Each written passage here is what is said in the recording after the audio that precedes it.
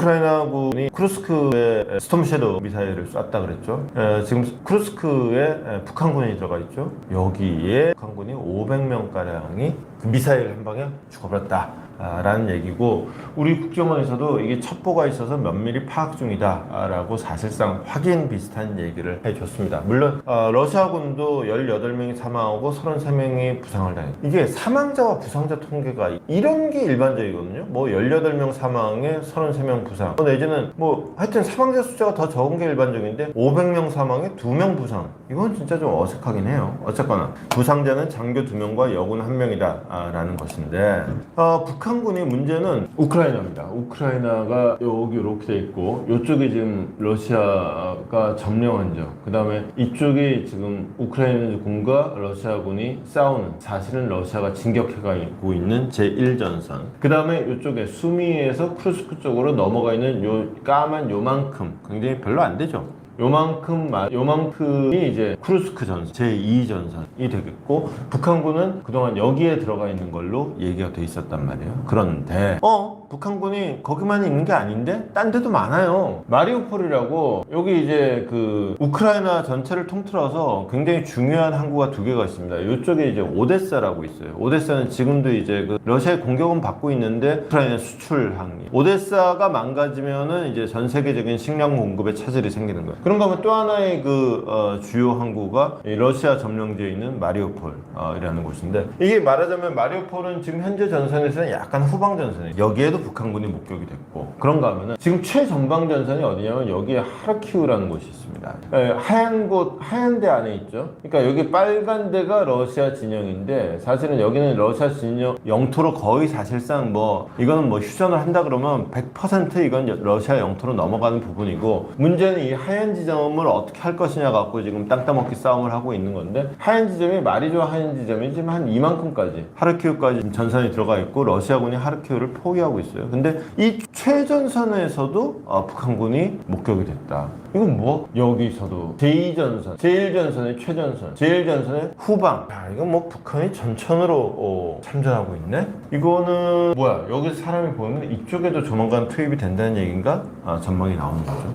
우크라이나로서는 깝깝한 것이 쿠르스크 점령지의 40%를 상실했다는 겁니다. 딱 봐도 알 수 있듯이 점령지의 사이즈가 여기 빨간 거하고 요 까만 거하고 일단 사이즈 자체가 비교가 안 돼요. 근데 어쨌거나 우크라이나로서는 지금 자기 땅을 이만큼 뺏긴 상태지만 러시아 땅을 요만큼 뺏은 상태였단 말이죠. 그러니까 네 땅 줄게, 내 땅 내놔, 이 싸움을 요 작은 거 갖고 큰 거 딜을 하려고 요 싸움을 벌인 건데, 러시아가 이제 북한군 앞서서 대반격을 벌여서 그나마 이거 갖고 있던 것도 거의 절반 가까이, 40%는 벌써 잃어버리고 말았다라는 이야기가 나오는 거죠. 이렇게 되면은 우크라이나로서는 협상 카드가 없어지는 이런 상황이 되는 거죠. 거기다가 우크라이나는 무기도 없어요. 그러니까 전쟁 판도를 뒤집는 거는 사실상 어렵다. 자, 그렇다고 해서 러시아는 그럼 마냥 편하냐? 러시아도 오죽이나 사람이 없으면 북한군을 데려다 썼겠어요. 자국민한테는 우크라이나 전에 참전하면은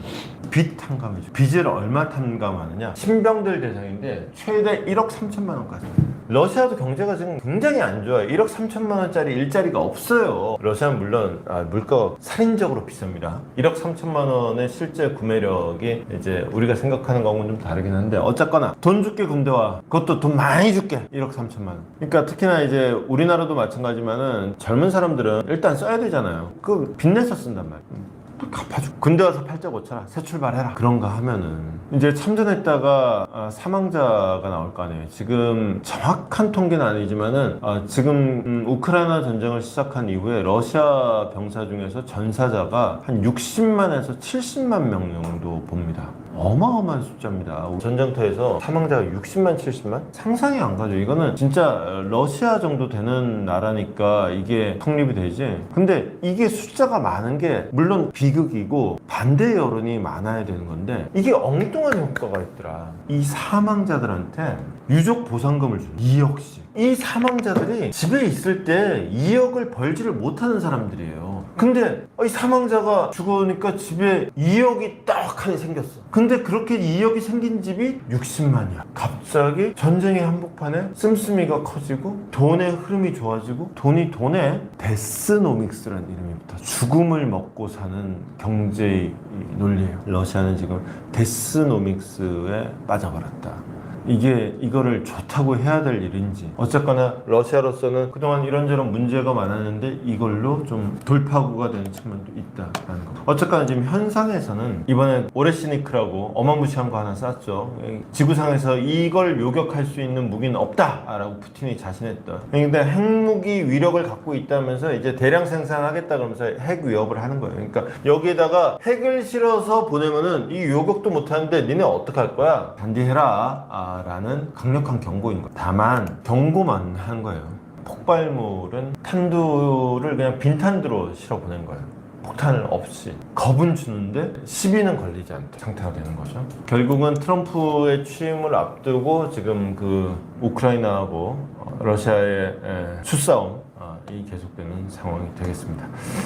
이거를 만약에 사거리가 이게 5,000km라는 말이에요. 그 정도면은 맹간하면은 유럽은 그냥 다 사정권 안에 있다. 당연하죠. 유럽이 생각보다 그렇게 넓지가 않아요. 우크라이나 안에서도 이제 지금 러시아가 얘기하는 휴전안이라는 게 어떤 건지 말씀드렸죠. 여기가 지금 러시아 점령지예요. 우크라이나 땅이 전체로 이렇게, 여기가 하르키우고, 하르키우 산상으로 요만치를 지금 완충지대를 만들자, 사실상 친러시아 정부를 세우는 쪽으로 얘기를 하고 있고, 그러면 실제 우크라이나 정부는 우크라이나 절반밖에 안 남는, 이게 지금 푸틴이 생각하는 휴전안이란 말이에요. 이렇게 되면 기본적으로 1차 휴전 협상안이 이 정도 나오면 젤렌스키로서는 이거 다 내놔 정도는 택도 없어요. 그냥 요거만이라도 온전하게 갖고 가겠다. 그리고 얘들이 다시 쳐들어오지만 못하게 쪽으로 얘기가 될 겁니다. 젤렌스키로서는 그동안 열심히 싸우긴 했으나 결국은 이제 강대국들 노름 앞에 무력한 모습을 확인할 수밖에 없는 상황이 된 것 같습니다. 우크라이나 상황도 똑같습니다. 쿠르스크가 이제 우크라이나 지도를 놓고 보면 남부 쪽에 이제 러시아의 점령지가 있고, 그 다음에 우크라이나의 동부에 쿠르스크 쪽으로 좀 러시아 영토로 치고 들어간 게 있는데, 남부 쪽에서는 이제 거의 이제 우크라이나가 뭐 영토를 회복한다 기대하기 힘들어진 상태고, 러시아 영토를 일부라도 조그맣지만은 그거라도 쳐들어간 걸 갖고는 뭐 상대방 거 이렇게 상대방한테서 복부에 큰 펀치 하나 맞았지만은 상대방의 손가락 하나라도 꺾고 있으면 이제 레버리지가 되는 거죠. 바로 그 손가락 한마디라도 좀 꺾어 보겠다고 지금 마지막까지 안 놓고 있는 게 쿠르스크 지역이 되는 거죠. 여기서 이제 북한군이 투입된 곳도 바로 쿠르스크 지역이고, 여기서 뭐 북한군이 500명이 죽었다는 얘기도 나오고 있는데, 간밤에 미국 당국에서 그 500명까지는 잘 모르겠다라고 해서 확인 불가 첩보라는 평가까지 내리기도 했습니다. 어쨌거나 지금 격전 중인데, 트럼프 2기 행정부의 국가안보 보좌관으로 지명이 돼 있죠. 지금 아직은 국가안보 보좌관이 아니에요. 근데 2달 후면 국가안보 보좌관이 될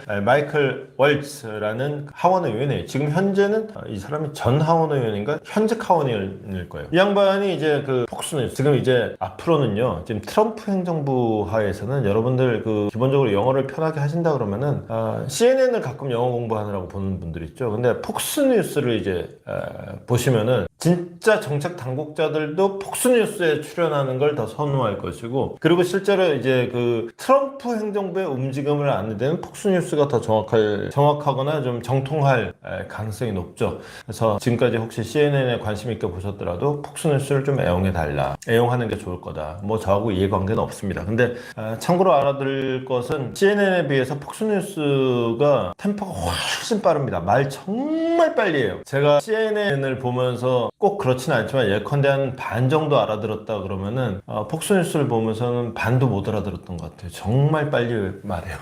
여기 있는 사람들이 왜 그렇게 성질들이 급한 건지, 아니면은 그냥 그야말로 빠른 템포의 방송을 좋아하는 건지, 그건 좀 감안을 하시고, 하여튼 폭스뉴스에 나왔어요. 폭스뉴스에 나와가지고는 이런저런 얘기를 했는데, 일단 트럼프가 우크라이나 확전을 우려하고 있다. 지금 상황이 뭐냐, 원래는 러시아 대 우크라이나의 싸움이었잖냐. 근데 이게 지금 싸움이 점점 커지고 있다. 여기 북한 들어가 있지. 그러고 이제 그 사실은 티가 안 나서 그렇지, 예멘 쪽에 있는 그 후티 반군들도 몇백 명 단위이긴 하지만은 지금 들어가가지고는 지금 용병처럼 싸우고 있고, 그 규모는 더 커질 것 같고, 이렇게 되면 그러니까 러시아 쪽에서 친러시아는 중국 빼고 다 지금 기어들어가게 생겼다. 거기다가 이제 북한까지 들어가 있다 보니까 한국도 자꾸 들어가려고 그런다. 거기다 바이든 거기다 지뢰 쫙 풀어버렸다. 지뢰를 풀어버리면 이건 거의 1차 대전 때의 참호전을 연상시키는 거 아니냐. 이거는 그냥 1차 대전에 그냥 전 세계 대전으로 가던 1차 대전의 재판이 된다. 트럼프가 심각하게 우려하고 이제 휴전협상도 고려하고 있다라는 얘기를 했습니다. 그러니까 일단 기본적으로 우크라이나 전쟁에 대한 트럼프 2기 행정부의 시각을 단적으로 보여주는 얘기라고 할 수 있죠. 그렇다 그러면 이제 결국은 트럼프의 극도의 염려라고 마이클 월스가 표현을 했는데, 이렇게 되면 이제 종전 시계를 앞당기냐 퀘스천 마크이긴 합니다만은, 어쨌거나 근데 하거나 말거나 지금 어쨌거나 현직 대통령은 바이든이다 보니까, 바이든은 저 먹고 살 거 없는 저 우크라이나에 그래도 지뢰라도 주자 그래서 밀고 들어올 때 밀고 들어오지 못하도록 지뢰선이라도 한번 깔아놓자. 근데 지뢰 같은 거 물론 대인지뢰를 근데 전차가 지나가면 그냥 터지고 그냥 아무 데미지가 없죠. 뭐 그런 것도 있고, 그리고 우크라이나는 지금 그야말로 어지간합니다. 드론 전쟁이 되나가지고 대인지뢰를 어떻게 깔지 모르겠지만 지뢰를 무력화하는 새로운 전법도 나오지 않을까 싶기도 합니다. 지뢰를 무력화하는 이미 폭탄들은 많이 개발이 돼 있어요. 폭탄 더하기 이제 이미 드론 전쟁에서 이제 지뢰 무력화 전쟁, 그런 거가 그 두 가지가 사실은 한반도에서 제일 필요한 것. 지금 미국이 대인지뢰 지금 우크라이나에 줬다고 말들이 많지만은 대놓고 대인지뢰 사용이 허락된 세계 유일의 국가가 한반도예요. 우리 휴전선일 때 쫙 이 지뢰 어떻게 할 거냐. 그 다음에 우크라이나 전쟁은 정말로 드론의 재발견이에요. 기존의 전쟁 문법하고 전혀 달라요. 우리가 가장 속수무책인 것도 드론이에요. 이거 어떡할 거냐. 이 두 가지를 우크라이나 전쟁을 유심히 보는 이유는, 이거는 뭐 국제 정세의 측면에서도 볼만하지만 정말로 전쟁의 새로운 양상이고, 만약에 똑같은 방식이 이 땅에서 벌어진다 그러면은 우리 해법은 무엇이야? 드론 작전 사령부라는 게 만들어지긴 했는데 실력 볼 기회가 없었어. 근데 우리가 눈으로 본 거는 지난번에 딸랑 한 대 왔는데 우물쭈물 어쩔 줄 몰라 하다가 그대로 돌아가게 내버려 뒀던 것밖에 기억이 안 납니다. 그 드론 용산 대통령실 주변까지도 얼쩡거리고 다녔어요.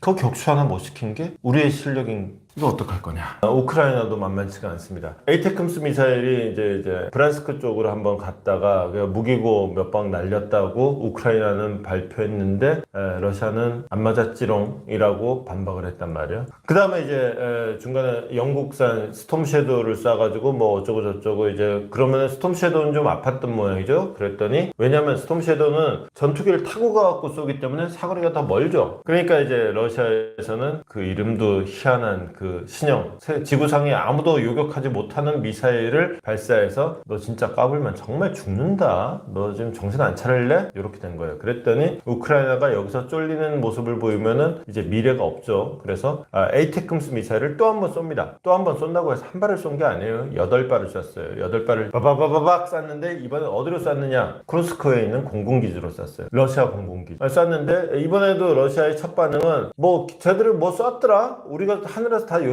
요격해버려갖고 우리는 뭐 한 대도 안 맞았지롱 이라고 처음엔 발표했는데, 이제 그 텔레그램 영상으로 자꾸 뭐가 올라오는 거예요. 이 공군기지가 사실은 맞았다. 그 다음에 이제 그 미국 친서방 매체들도 위성사진으로 찍어봤더니만은 도대체 얼마나 피해를 입었는지는 잘 모르겠는데 분명히 쟤네 맞았다. 이게 자꾸 이게 나오는 거예요. 이 증거 영상과 함께 나오니까 우크라이나가 이제 러시아가 갑자기 태세 전환하는 거예요. 한 대도 안 맞았지롱, 안 아프지롱 그러다가 맞았어, 너 이제 죽었어, 이 상황이 되는 겁니다. 이제 이렇게 되면은 또 이제 그 우크라이나에서 무서운 거는 지구상에 요격할 무기가 없다는 바로 그 러시아의 신형 미사일이다. 이 신형 미사일을 어떻게 할 것이냐. 나토가 회의를 하는데, 이게 살상용 무기, 공격용 무기도 아닌 방공 시스템은 좀 지원을 해줘야 되는 거 아니냐. 레이더도 만들고 그 다음에 요격 미사일도 좀 보충해주고 해야 되는 거 아니냐. 러시아가 지난번에는 이제 탄두가 없었어요. 탄두에 폭탄이 들어가 있지 않은 상태에서 미사일을 쐈지만, 이걸 탄두에 미사일 채워가지고 폭탄 채워갖고 보내면 이제 어마무시한 상황이 벌어지는 거죠. 이 상황을 어떻게 할 거냐. 일단 나토 쪽에서는 방공체계, 방공 시스템 보강 쪽으로 일단 초점을 맞추는 것 같습니다. 윤석열 대통령이 우크라이나의 사단을 접견을 했습니다. 155mm 탄을 비롯해서 이거 주시면 좋겠습니다. 그러고 리스트를 하나 받은 것 같아요. 그걸 종이 쪼가리 6월에 써서 줬는지 아니면 만료했는지 모르겠는데 대충 예상되는 지원 리스트라는 게 빤합니다. 첫 번째로 제일 많이 얘기를 하는 게 155mm. 우크라이나가 지금 전쟁을 하고 있잖아요. 포탄을 하루에 몇 개나 쓸 것 같으세요? 그날그날의 전황에 따라서 다르지만은 평균 하루에 3,000발을 쏜답니다. 그럼 그거를 이제 예컨대 포탄을 10,000발을 갖고 있었다. 그거 별거 아니에요. 3,000발씩 사흘 쓰고 나면 없어요. 10만 발을 갖고 있었다. 한 달 지나면 끝나요. 100만 발을 갖고 있었다. 그래 봤자 10달이면 끝나요. 1년이면 끝나요. 미국이 지금까지 우크라이나에 갖다 준 포탄이 100만 발이에요. 우크라이나 전쟁을 시작한 지 1년이 아니라 지금 벌써 1000일이 넘었죠. 3년이 훌쩍 넘었잖아요. 우크라이나로서는 포탄이 당연히 부족하지. 물론 유럽에서도 주고 그래요. 그러니까 일단 포탄이 급하다. 근데 왜 155mm 포탄이냐? 우크라이나가 쓰는 무기가 이제 미국이나 유럽 쪽에서 이제 들여오는 자주포, 야포들인데 일반적으로 좀 뭐 이 나라에서 들어온 거, 저 나라에서 들어온 거 좀 우크라이나 그런 거 따질 게제가 아니죠. 그거 다 쓰고 있는데 다행인 거는 포탄 규격은 또 표준화가 돼. 그게 155mm. 근데 좀 155mm가 아니라 뭐 그보다 큰 거, 그보다 작은 걸 주면은 이 줘봤자 못 써요. 근데 155mm를 주면은 지금 야포에 있는 거 다 집어넣어도 된다. 155mm가 기묘하다. 사실은 이거 우리가 우크라이나 직접 안 줘서 그렇지. 미국도 100만 발이 없어진 거 아니에요. 그러다 보니까 미국도 부족하니까 우리 거 좀 받아갔다가 이제 이렇게 주는. 뭐 아니면 우리 걸 줬는지 아니면은 우리 거는 자기들이 패놓고 뭐 자기들이 원래 갖고 있던 거 좀 오래된 것만 갖다 줬는지 그건 모르겠지만 어쨌거나 그 155mm 포탄이 있고 또 하나는 이제 천궁이라는 게 있어요. 이게 한국형 사드라고 해요. 그러니까 요격 무기예요. 쉽게 얘기해서. 우크라이나의 영공이 지금 다 뚫려 있죠. 그러다 보니까 지금 키이우가 공습을 당하고 있는 상황이고 그러다 보면 키이우 방어를 위해서는 요격 무기가 필요하고 근데 이제 패트리어트니 뭐 이런 거는 너무 비싸고 그러니까 한국에 천궁이라는 게 있네? 성능은 좋은데 값도 싸. 천궁 좀 저희한테 팔면 안 될까요? 이 얘기가 이제. 그 다음에 또 직접적으로 이제 우크라이나 같은데 딱 필요한 게 뭐냐면 천궁 아니고 천무라고 있어. 그 옛날 영화 보면은 가끔 한 10만 대군이 동시에 활을 쫙 쏘면은 화살이 쫙 하늘을 뒤덮으면서 팍 가서 이제 목표 지점에 꽂히는 이런 모습들을 보곤 하는데 바로 그 화살이 하늘을 뒤덮은 모습을 하늘 뒤덮는다 천무 다연장 로켓 한 방에 40발이 한 방에 팍 날아가는 거예요. 이러면은 이 40발이 예컨대 그냥 40발이 똑같이 요렇게 가서 요렇게 떨어지는 게 아니라 요렇게 가서 이렇게 떨어져요. 그러다 보니까 40발을 빵 쏘면은 대개 축구장 3개 정도 면적을 한꺼번에 그냥 초토화시키는 거죠. 그러니까 넓은 면적에 있는 산지대에 있는 숨어있는 애들을 다 잡아서 없앨 수 있다. 이게 그냥 평지 전투를 해야 되는 우크라이나로서는 이게 제일 쓸만하다. 요놈들이 여기 숨어있다 그러면은 에라 모르겠다. 그 동네에 묶어서 그냥 한 방에 빵! 이게 이제 천무 다연장 로켓의 효용. 이런 것들을 아마 이제 우크라이나가 달라 그랬을 거다. 일단 천궁 같은 경우에는 방어 무기이긴 하지만 지금 문제는 원래는 방어 무기만 주고 살상 무기는 조금 어렵지 않겠나 그랬는데 윤석열 대통령이 지난번에 이제 한번 언급함으로 인해서 살상 무기도 좀 주는 쪽으로 얘기가 되다가 트럼프가 당선되면서 분위기가 확 바뀌었죠. 그래서 지원했으면 좋겠다라는 그런 리스트를 받긴 받았는데 일단 알겠고요. 일단 알겠는데 좀 봅시다. 뭐 우리 속도 그렇게 썩 편하진 않아요. 지금 근데 저희가 지금 그렇게 쉽게 결정 내릴 상황이 아니네요. 라는 얘기가 되겠습니다. 오늘 사설들 보면 요즘 나오는 사설들은 일단 이렇게 신중해라, 좀 가만히 있어라, 일단 요 상황이 어떻게 정리될지, 그리고 트럼프가 확실히 정리할 것 같으니까 우리는 그냥 낙동강 오리알 되기 쉽다, 조금 이럴 때는 살짝 비겁해지는 것도 방법일 것 같다 라는 뉘앙스의 사설들이 많이 실리고 있습니다. 아닌 게 아닌 간밤에 이제 이거는 뭐 그렇게 크게 의미 있는 건 아닌데 이미 뭐 북한이 인정하든 안 하든 북한군이 러시아에 가 있는 건 여러모로 다 확인된 상황이긴 한데 유엔 안전보장이사회 회의 중에 미국 대표가 북한 대표한테 그냥 대놓고 그냥 딱 돌직구를 날린 거예요. 니네 러시아에 군대 보냈지 했더니 갑자기 이게 너무 원래 외교관들의 언어라는 거는 이런 거예요. 그 정치인의 언어도 좀 비슷한 측면인데 저 100만 원만 빌려주세요. 내지는 저 다리 하나만 놔주세요. 그러면은 그거 안 되겠는데요 라는 말은 절대로 안 해요. 아 그래요? 제가 한번 알아볼게요. 아 그래요? 제가 한번 검토해볼게요. 이거는 무조건 이건 택도 없다는 얘기예요. 절대 안 한다는 얘기예요. 그 다음에 아 그거 제가 한번 힘 좀 써볼게요. 그러면은 그게 일반적으로 쓰는 중립적인 꽉 하겠습니다. 그 정도는 돼야지 이제 뭐 좀 진짜 조금 엉덩이 한번 떼볼라나 말라나 그 정도란 말이죠. 외교관의 언어라는 건 그렇게 굉장히 완화된 표현을 쓰는데 딱 돌직구로 그냥 너 군대 보냈지 그랬더니 이게 예스 노로 답을 하는 문제를 퍽 받으니까 갑자기 목이 턱 막힌 거죠. 그래서 김성대사가 참 유엔이라는 환경 안에서 정말 왕따 받으면서도 꿋꿋하게 사는데 익숙한 사람인데 그 와중에 목이 턱 막힌 거예요. 그래가지고 잠깐 말 못하다가 그나마 정신 차리고 내놓은 말이 북러조약에 충실하게. 그러니까 북러조약이라는 게 이럴 때 쓰라고 만들어 놓은 거예요. 북한이. 그래서 이럴 때 도망갈 구석이 되는 거예요. 그런가 하면 이제 하필 또 안보리에서 우크라이나하고 러시아는 또 옆에 붙어 앉았네. 서로 간에 얼마나 골치 아팠을지. 우크라이나하고 북한하고. 트럼프가 간밤에 우크라이나 러시아 특사를 임명했습니다. 이 양반이 이렇게 생긴 분이거든요. 그냥 되게 군인처럼 생겼죠. 켈로그입니다. 켈로그라는 게 우리 뭐 옛날에 6.25 때 켈로그 유격 때도 있고 했습니다만은 되게 군인스러운데 이 양반의 퍼스트 네임이 참 재밌어요. 키스 켈로그. 하여튼 그런데 이 양반 나이가 80입니다. 나이가 80이고 트럼프 행정부 1기 때 NSC 사무처장을 맡았으니까 NSC 안살림을 했던 거죠. 그러면서 이제 당시에 부통령이니까 미국 같은 경우는 부통령한테도 나름대로 비서진이 쫙 있거든요. 그래서 마이크 펜스 부통령의 안보보좌관을 하면서 이제 NSC의 사무처장을 했던 그런 사람이 되겠습니다. 이 양반 나이가 80인데 군인이다. 녹록치 않죠. 베트남 참전용사입니다. 베트남 참전용사가 지금도 현역에서 특사 역할을 맡는다.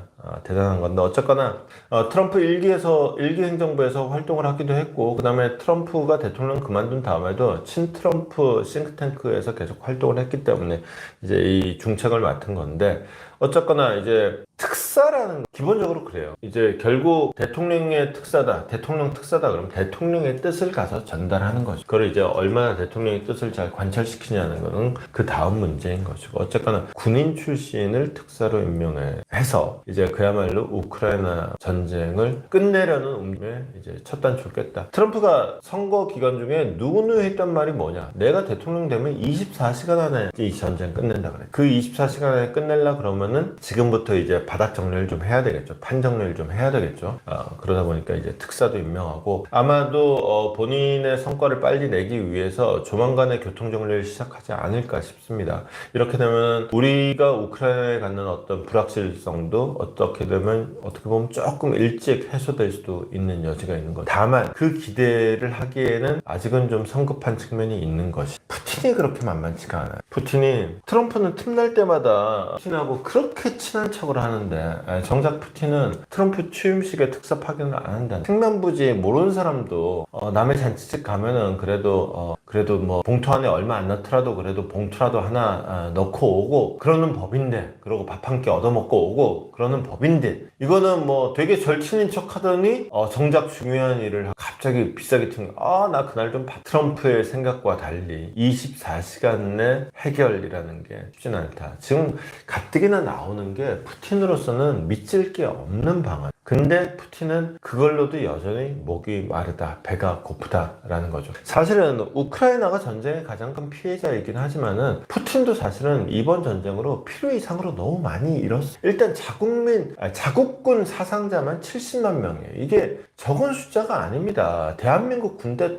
다 털어먹은 거예요. 이런 상황이기 때문에 푸틴으로서도 이왕에 벌린 전쟁 확실하게 얻어낼 거 얻어내야 된다라는 시각이 있는 거죠. 그래서 트럼프의 마음처럼 그렇게 썩 속도가 날지 여부는 그렇게 안심할 수 없는 상황이다. 까지 오늘 아침 강스라이팅 정리해 보도록 하겠습니다. 푸틴이 그래서 초음속 미사일로 키우의 의사결정 기지를 격할 수도 있다라는 엄포를 놓은 것까지도 아까 말씀을 드렸습니다. 그러니까 의사결정 기지가 뭐냐? 저는 아까 예를 들면서 뭐 계룡대 내지는 나아가 용산 대통령실까지 얘기를 했지만은 지금 일단 언론의 반응은 여기는 뭐 대통령까지는 아니고 국방부나 총참모부, 우리는 지금 국방부하고 대통령실하고 붙어 있으니까 그게 그거긴 하겠는데 어쨌거나 계룡대 정도 때리는 거 아니겠느냐 얘기를 하는 거죠. 어쨌거나 지금 러시아의 군수내부가 한 방 때리긴 때릴 거다. 어딜 때릴지 지금 선정하고 있는 중이다. 지난번에 이제 오레시니크를 한 방 쐈죠.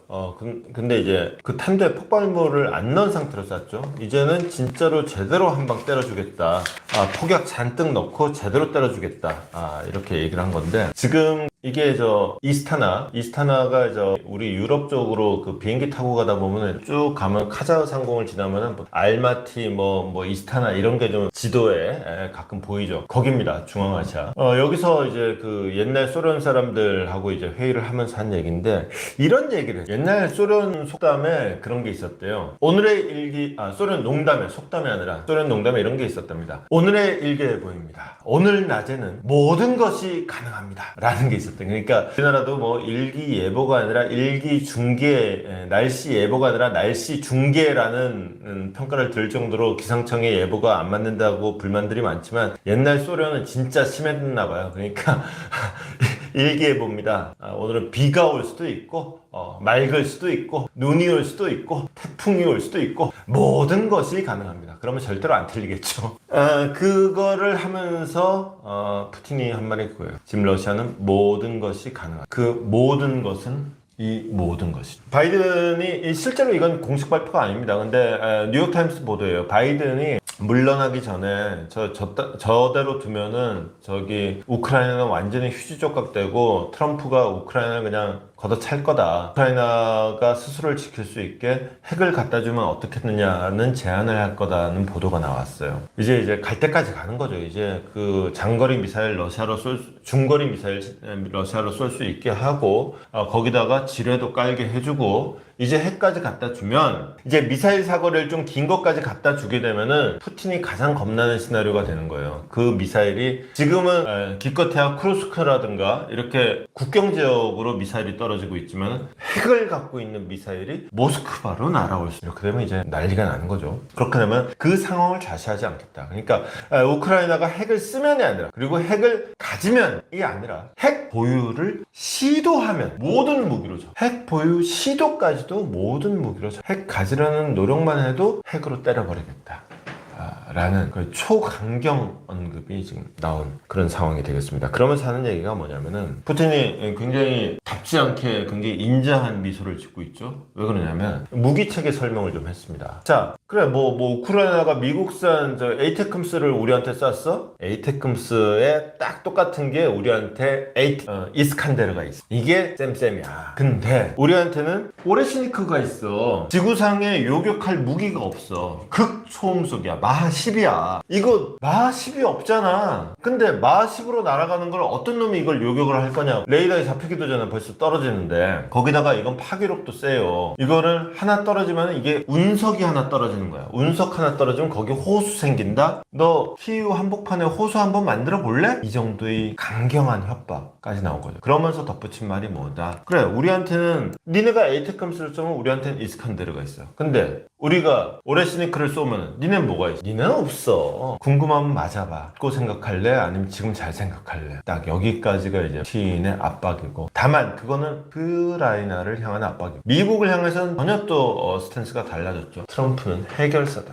이 보면은 꽤나 이게 약간 거의 안쓰럽기까지 한 구애가 펼쳐집니다. 트럼프에 대해서 한 말이 뭐냐면 경험 많고 지적이며 해결책을 찾을 수 있는 정치. 트럼프 경험 많고 다 좋은데 트럼프가 지적이다? 잘 모르겠어요. 근데 솔루션을 찾는 스타일이긴 하죠. 실용적이죠. 근데 하여튼 지적이다 하고 트럼프하고 썩 어울리는 말은 아닌데 하여튼 그렇고. 그래서 하고 싶은 말은 뭐다? 러시아는 미국과 대화할 준비가 돼 있다. 그러면서 트럼프를 향해서는 또 그런 트럼프 암살 시도가 있었잖아요. 역겨운 일이다. 아이고 걱정돼 죽겠네. 안전하셔야 될. 그러면서 지금 막판에 트럼프 임기 시작하기 전에 임기 마지막을 맞는 바이든이 이렇게 우크라이나의 전력을 보강해 주려는 노력 일체에 대해서는 이거는 날 괴롭히는 게 아니야. 트럼프 당선인을 더 어렵게 하려는 계략이다. 아니 트럼프가 들어와서 이거 사태를 잘 풀어볼라 그러는데 바이든이 지금 트럼프에 꽂이 하는 거다. 나는 괜찮아. 그러면서 한 말이 뭐냐. 미국과 대화할 준비가 돼 있어. 그럼 무슨 대화할 준비냐.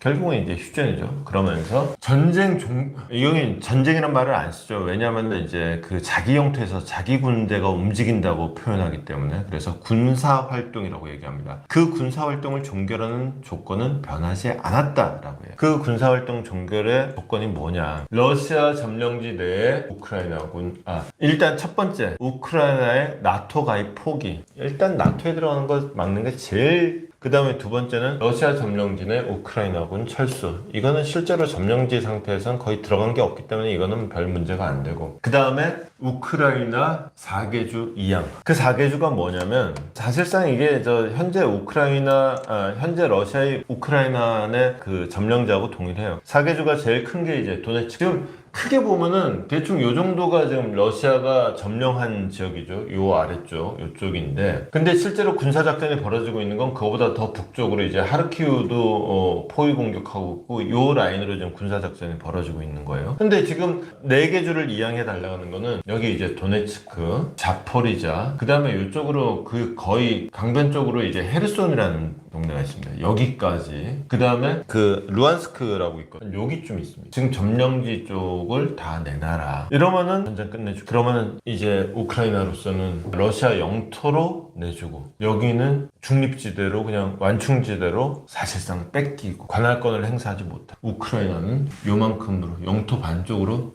이런 상황으로 만들겠다는 게 이제 푸틴의 계산인데 근데 이제 어제 트럼프가 우크라이나 러시아 문제 해결에 특사를 임명을 했죠. 이제 키스 켈로그라는 사람인데 나이 80 먹은 사람이긴 한데 그동안 왕성하게 계속 일을 해왔죠. 육군 중장 출신이고 베트남전부터 참전했으니까 뭐 완전히 역전의 용사인데 이 양반이 트럼프의 싱크탱크에서도 활동을 했었고 계속 보좌했기 때문에 트럼프의 생각도 잘 아는데 심지어 트럼프의 생각을 잘 아는 게 아니라 트럼프의 생각을 만들어서 넣어준 사람 중에 한 명이기도 해요. 근데 이 양반이 약간 트럼프 스타일의 그 협상가예요. 그러니까 세게 나가는 협상가. 그러니까 뭐 군인 출신이니까 아무래도 그렇죠. 군인은 군대라는 거는 최종적으로 폭력에 의해서 문제를 해결하는 집단이잖아요. 얼굴은 이제 좋게 우군는 나추로 하지만은 정 안 된다 그러면 그래? 알았어. 군인의 해결은 최종적으로는 폭력이죠. 그러니까 러시아하고 자 좋게 얘기해보고 자 그럼 이건 어차피 니네가 먹었으니까 니네 주고 그래도 완충지대 이렇게 너무 많이 하고 그러면 우크라이나 먹을 거 없잖아. 요거만 먹고 떨어지고 요 정도로 하자 정도의 얘기를 했는데 뭐 무슨 특사도 안 보낸다 그러고 러시아가 계속 배짱 튕기면서 아니 뭐 원래 내 땅이니까 이만큼 하겠다 뭐 그런 식으로 나오면은 수틀리면은 우리는 그냥 우크라이나에 와장창창 바이든보다도 더 빡세게 대규모로 무기를 지원해 주는 거다. 그러면 이제 전쟁은 더 장기화 되겠지만은 이제 푸틴은 이제 더 푸틴은 지금도 이미 허덕거리고 있습니다. 기준금리가 20% 말이 안 되는 거죠. 물가 상승 어마무시하고요. 루블화 가치는 어마무시하게 떨어지고 있고요. 최근 며칠 동안 더 떨어졌어요. 이런 상황에서 푸틴이 언제까지 버틸 수 있는 건지도 모르는 거예요. 거기서 이제 트럼프가 제대로 압박 한 번 들어가면은 이제 휴전은 어느 정도 이제 가닥이 잡히긴 할 텐데 일단 푸틴의 지금 행보는 그러합니다. 그래서 특사도 안 보내겠다 그랬다가 갑자기 이렇게 거의 낯뜨거울 만큼의 찬사를 보내는 푸틴도 참 애지간히 지금 다급한 것 같다라는 평가까지 할 수 있을 것 같습니다.